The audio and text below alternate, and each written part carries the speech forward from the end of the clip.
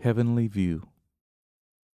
Thine, O Lord, is the greatness and the power and the glory and the victory and the majesty. For all that is in the heaven and in the earth is thine. Thine is the kingdom, O Lord, and thou art exalted as head above all. 1 Chronicles 29:11, King James Version. When all the recording was done, Bert and I decided to have a showcase for the label and for the booking agency. We invited all the people involved with the record and those we felt would help us get the first single on radio. We set up our gear at a rehearsal facility in Nashville called SIR. I hired a lighting company to come out and we installed a top-notch lighting rig. I wanted to make sure that the booking agents could imagine my live show in amphitheaters and large stages. We rocked that night. I gave it my all. I remember Bert coming up to me and saying that after the show, Jim had told him it was one of the best showcases I've ever seen. But what do I do with it? Bert and I were confused at his comment. It seemed Jim had thought that the songs were not as commercial as he wanted them to be, and felt like it might be hard to get them played on radio. Deep down, it made me angry. I felt I had made a record that was innovative but still very viable for radio. Bert and I were bewildered, but we kept moving forward and hoping for the best. We believed that the songs would speak for themselves and radio would get on board once the record was released. I spent the next 3 or 4 months on a radio promotion tour, visiting all the prominent stations and talking up the new single. I also picked Jerry Winter to direct the video for the first single since I had so much luck with him in the past. Another You, Another Me was released on September 7th, 1998 to radio and CMT.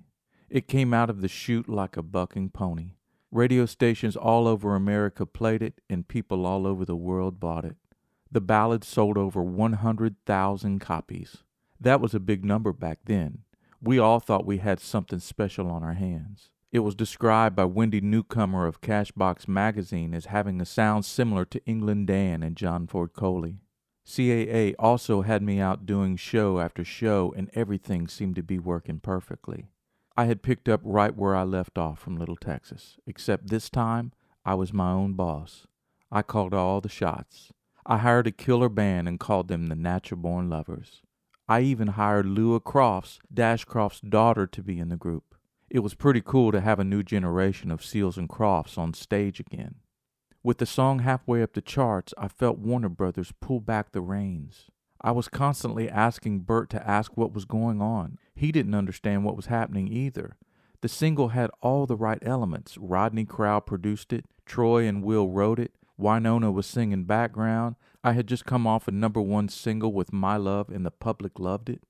Something happened though, and to this day I'm still not quite sure what. I do know that Warner Brothers totally missed the boat on record sales for the album.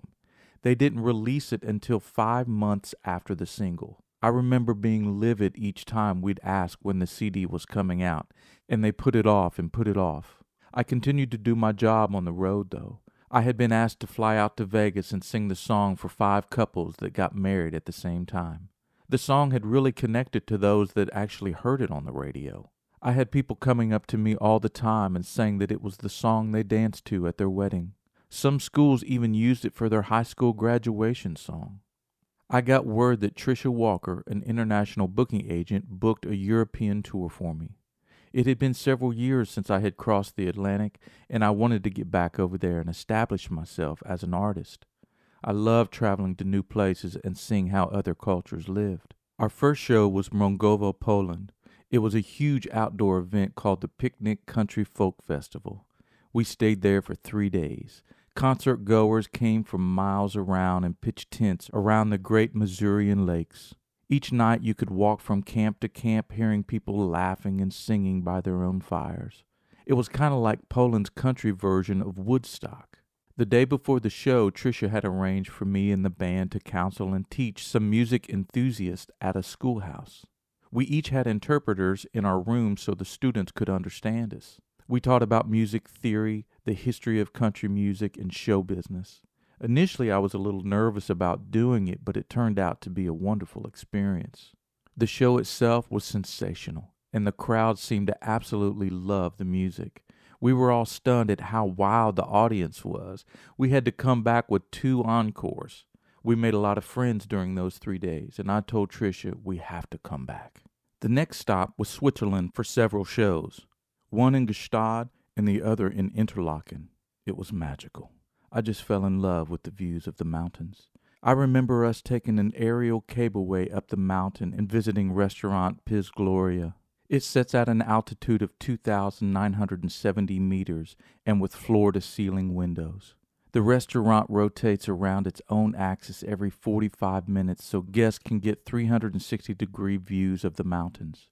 It's the same place that in 1969, the year I was born, that the James Bond film on Her Majesty's Secret Service was shot. I recall having to do an interview with a radio station in England while dining up there. I truly felt like I was on top of the world. The view was heavenly. I remember having a silent conversation with God and thanking Him for what He had done for me and bringing me to that place. For a moment, everything made sense, and I was so incredibly content. God had answered my prayers. I also experienced another heavenly view when I got back down to the town of Interlaken. I remember standing there with Greg McDowell, who was now playing guitar in my band, and seeing something special. We had just finished dinner and played an acoustic show for a promoter when Greg and I stepped out to clear our heads. We walked down by a Crystal Creek River that was running right through town and overlooking the Alps, when all of a sudden a large white mute swan came floating by us. We were both spellbound. We looked at one another and said, "Well, that'll never happen again." And then seconds later, there came another one. Switzerland was hard to leave. I had fallen in love with the landscape, the food, and the people, but we had to continue on with the tour. We also played an outdoor concert in Crepon, France. I remember having a panic attack before the show and had to lie down in a little travel trailer. I still wasn't over my anxiety, and I had daily occurrences while overseas. I was able to get through the show, though.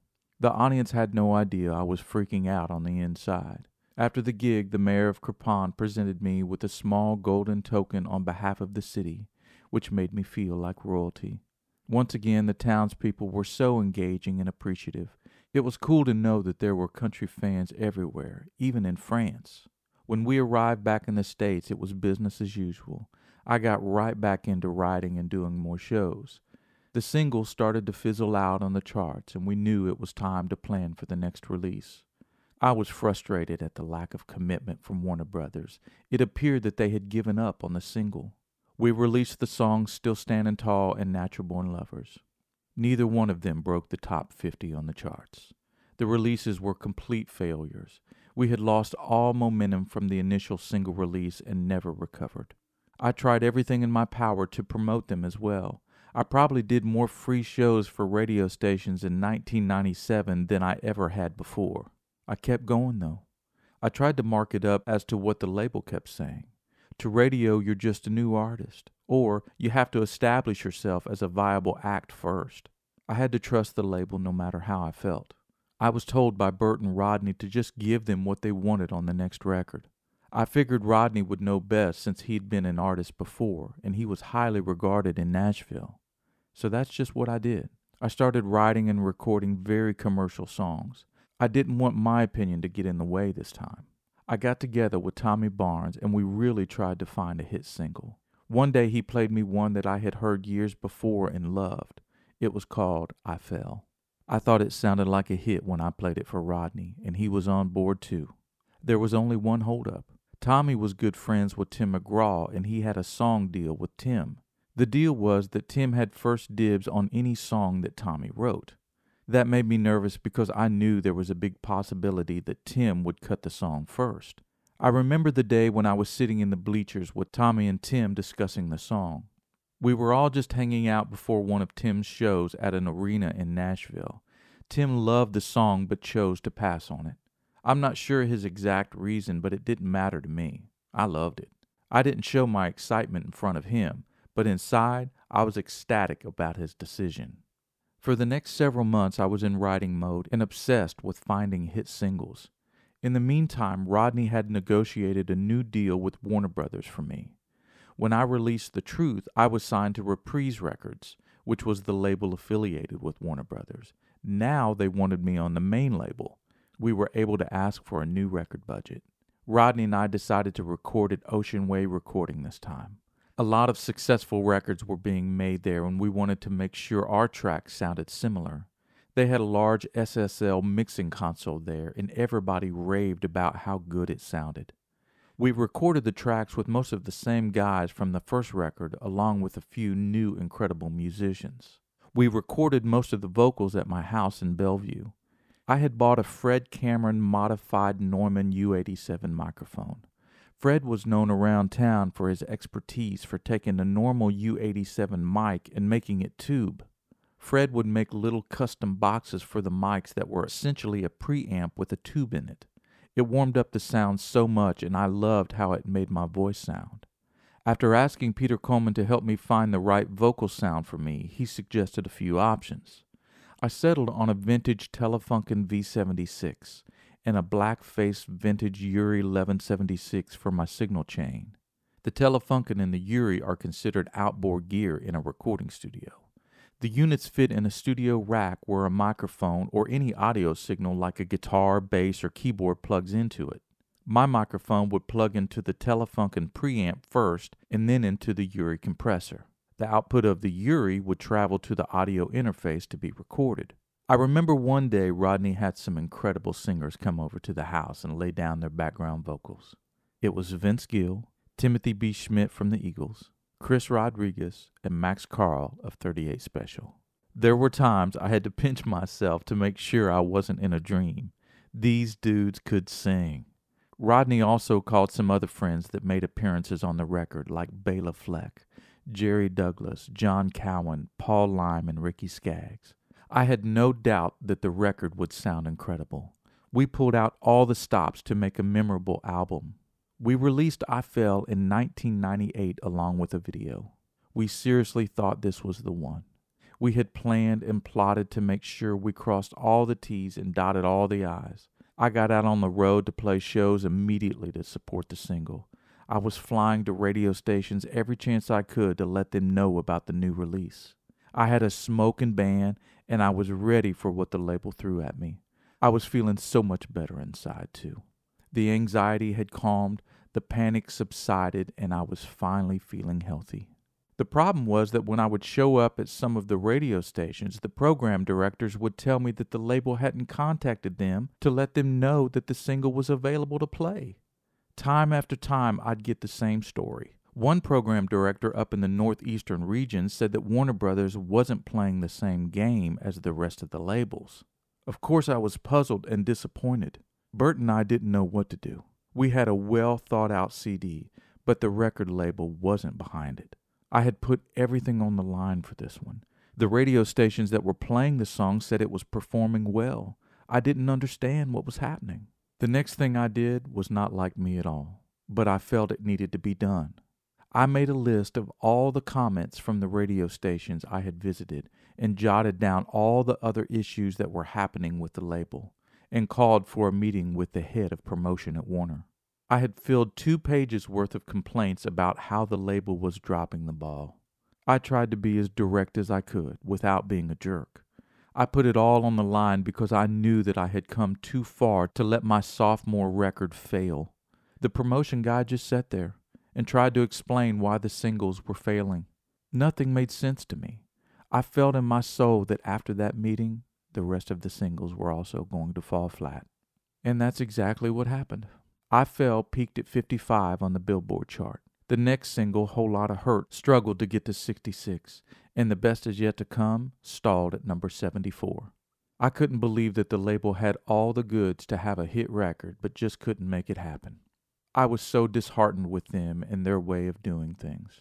My career had taken a dive because of the label's refusal to make it happen.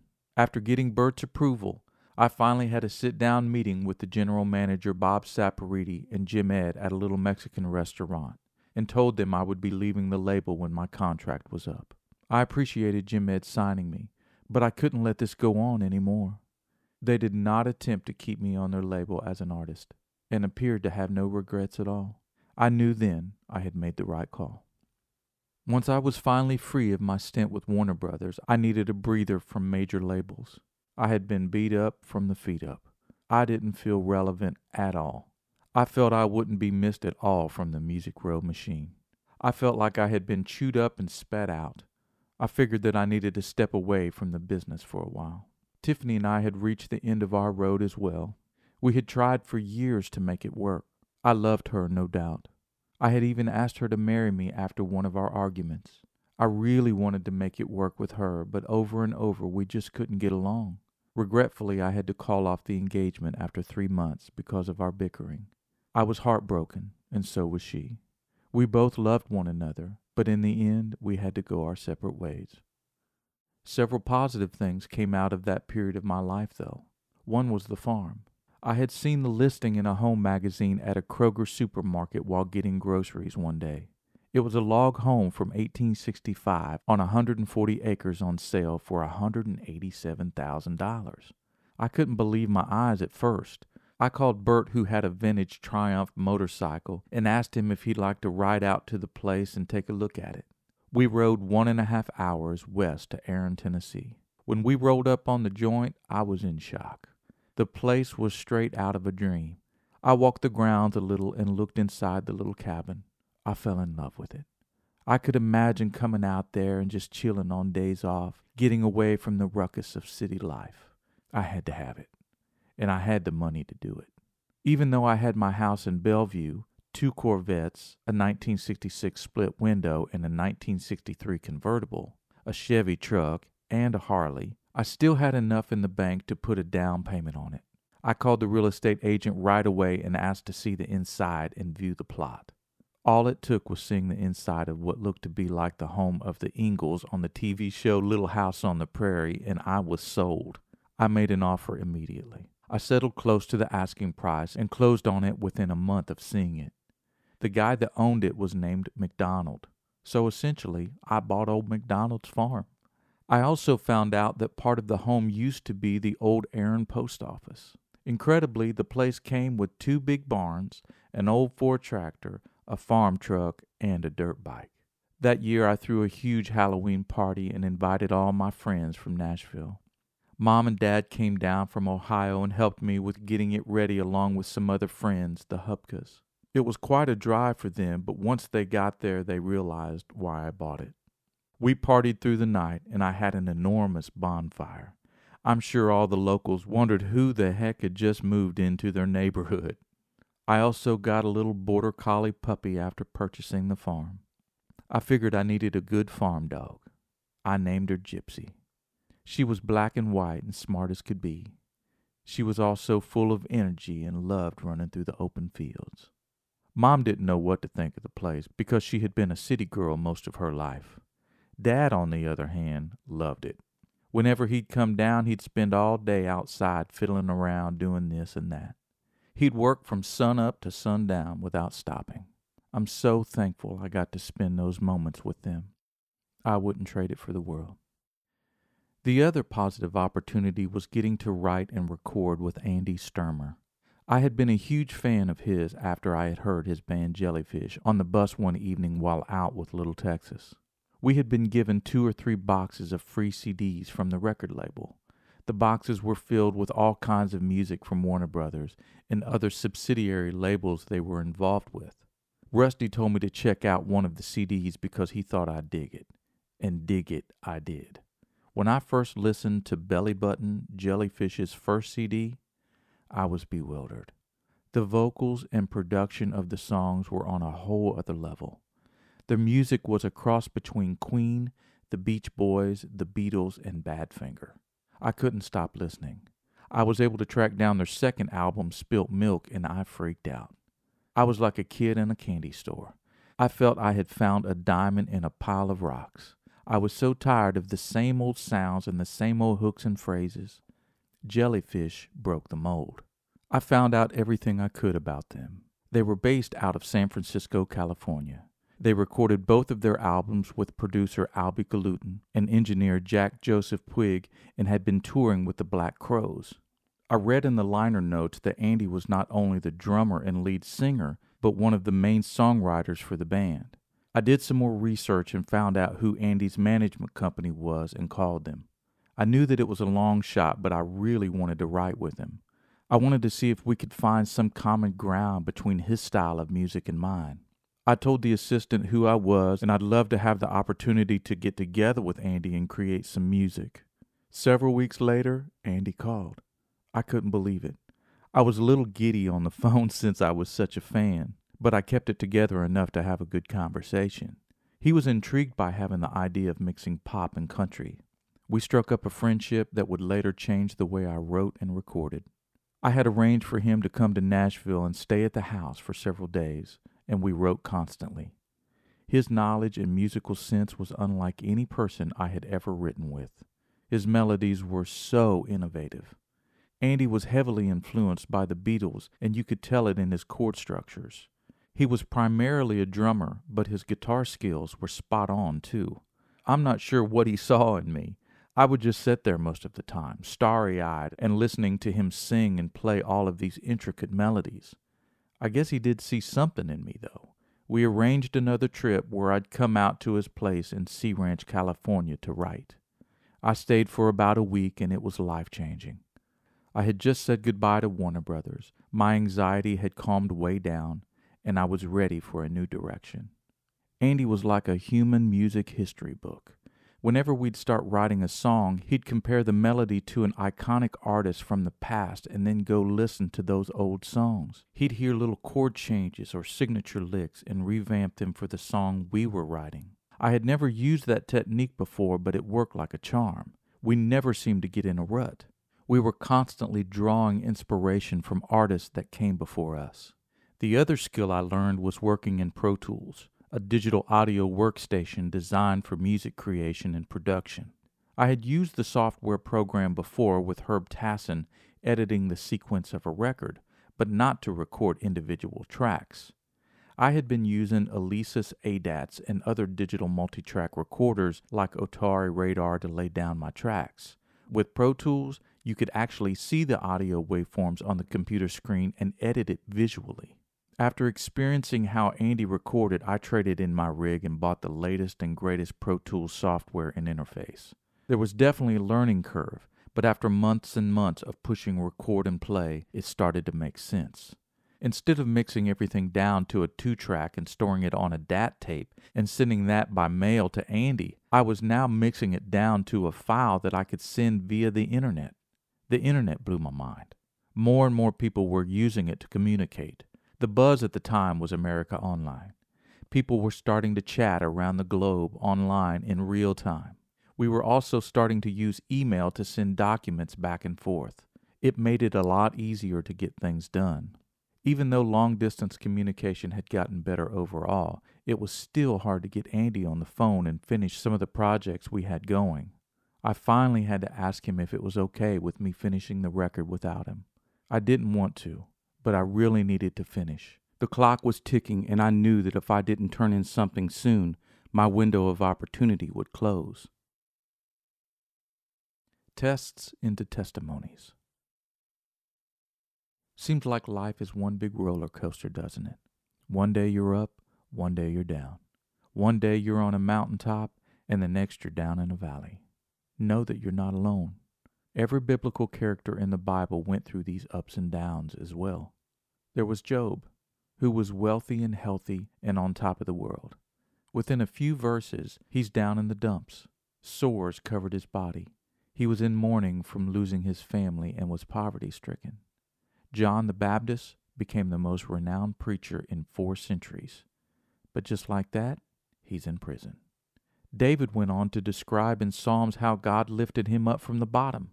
He went from weeping to joy, from poverty to prosperity, from mourning to dancing, and from silence to singing. It happens to all of us in today's world as well. Life isn't ideal, and we go through trials and tribulations. But hopefully we can turn our tests into testimonies, our mess into a message. Our stories can help other brothers and sisters through their struggles. We can spread the good news about how our God is faithful and how He carried us through it all.